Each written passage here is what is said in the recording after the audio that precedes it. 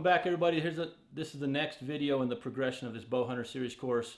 And as we start working on that foundation, right, the building blocks of your setup and your system for when you get ready to head out in the woods, the topic of speed as a necessity with bow hunting equipment is very subjective. And the thing that's most important to consider here is it needs to be considered. It needs to be incorporated. You need to have thought about it. You need to know where it falls into play and rank its importance. To just make a blanket statement that kinetic energy ratings are BS, they don't matter, it's all about momentum, I disagree with that. I think that if you have a method of measurement for anything, and you need to use it, you need to utilize it. If you have multiple methods of measurement, you need to use all of them as best you can. Now, how much emphasis you put on each one is up to you and your style of hunting or the game you're pursuing. However, going back, speed is important. Kinetic energy is relevant because I've heard the argument before kinetic energy has no it has no basis because it's just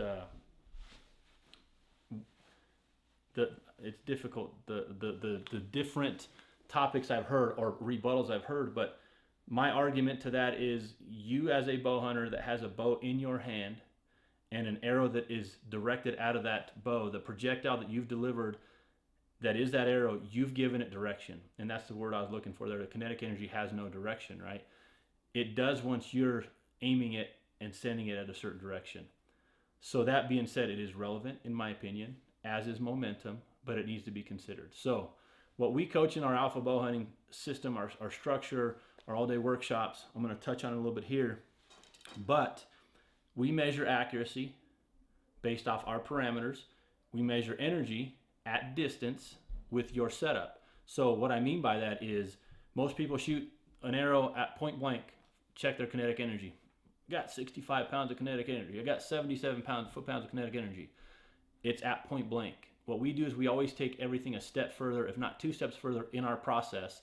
And what that means is we'll track your kinetic energy at point blank, at 10 yards, at 20 yards, at 30. And 10-yard increments usually is what we do out to whatever distance.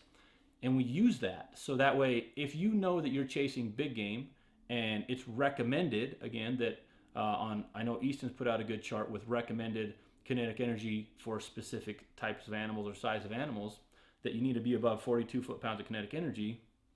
We're going to test you in 10-yard increments, because if your system falls off with the approved or necessary energy at 55 yards or 60 yards, well, technically that's going to be your limiting factor for determining effective range. You may be accurate out to 100, but energy-wise you start to fall off at a certain point. So now we're adopting multiple categories, multiple factors to help you determine effective range.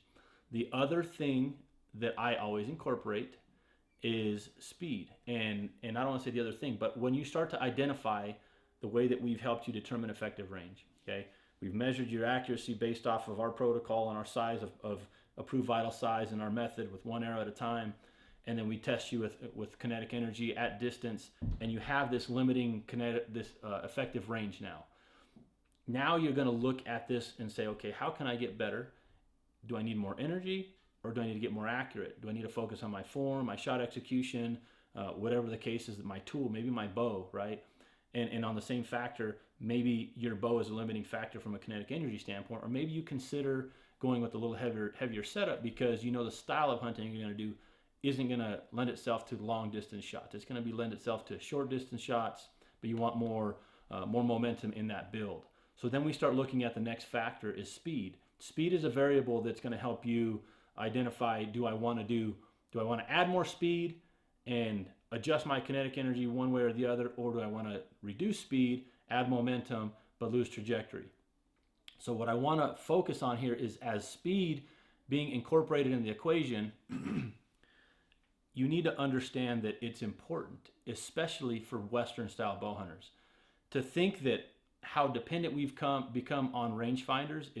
I myself am guilty of that, but I think that most people downplay the necessity of understanding how to at least judge yardage at a close proximity, a decent, range 20 yards, possibly, or 30 yards. It gets overlooked because of the use of a rangefinder.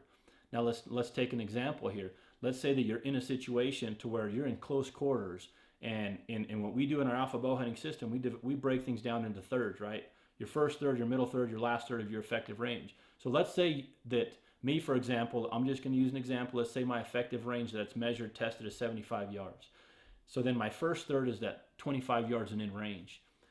Most shot scenarios should be green light shot scenarios that I've chosen to take. And let's say I've got an animal within that range. To think that you're going to have the freedom and the ability to move freely, make noise, make movement, you're out of your mind, okay? That's a distance, a cluster, a zone that everything is magnified from a noise perspective to a movement perspective. Everything's magnified. If you can hook on your release, sometimes that's a lot.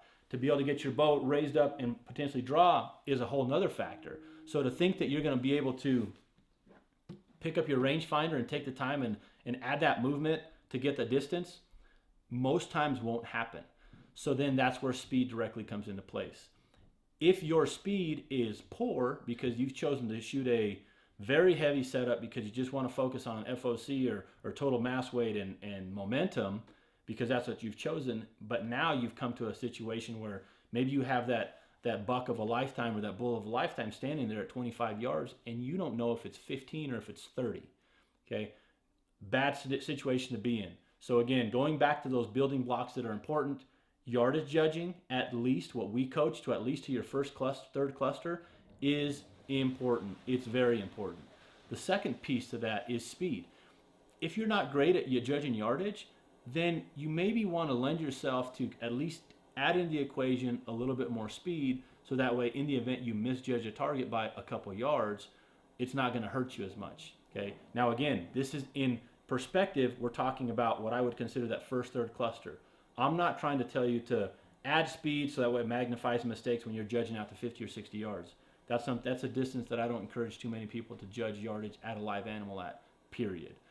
But again, that changes the perspective of movement, ability to actually get your rangefinder up. So again, in that first third, in that intimate zone, that first cluster, movement, you're going to be limited.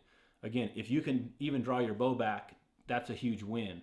To then to be able to execute a shot is a whole nother thing. So understanding that in that specific scenario, speed is important. With Western bow hunting, as you are on the ground, everything's fluid. You know, not everything, but many things are fluid. Animals are moving, you're moving, terrain is changing. It's not that easy to always know a reference. Oh, when I get to where I'm going to get to, you know, I'm going to range a few spots, and then I'm going to start calling. Well, what if you've moved because you see a different opening and the animals are moving in a different direction? You haven't had time to do that. Western bow hunting is very, very complicated, very fluid. There's a lot of moving parts. So again, for that, I encourage you to include speed into your equation when you're considering your build, your setup for the application. Where it falls in importance, that's up to you. Me personally, I don't like to go below 280 feet per second. For the many years I spent judging yardage and shooting tournaments at between 280 and 285 feet per second, I'm comfortable with that trajectory. I'm comfortable with judging yardage and understanding where my mistakes can be acceptable and where they're not acceptable because of the years of practice and the thousands and thousands of arrows that I shot at that speed, at targets, and in hunting situations. So consider that. In the next video, we're going to be talking about tools that you can utilize that can help you in the event you suck at judging yardage, okay? Again, speed is just one factor.